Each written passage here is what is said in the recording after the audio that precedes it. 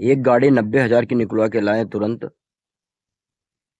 तुरंत उसका मूड बना लिया बेचने का, और मार्केट में जाकर के खड़ी कर दिया हमने।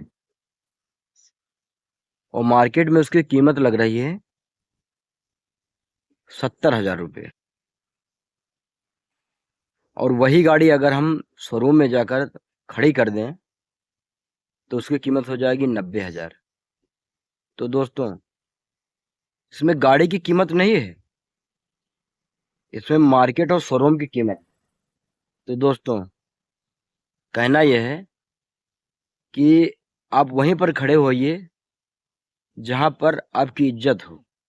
आप ऐसी जगह ना खड़े होइए होइए जहां आपकी इज्जत ना हो। और फालतू समय अपना गलत लोगों के साथ खड़े होकर ना बर्बाद करें। अपना काम करें दोस्तों। जय हिंद, जय भारत, जय माता दी।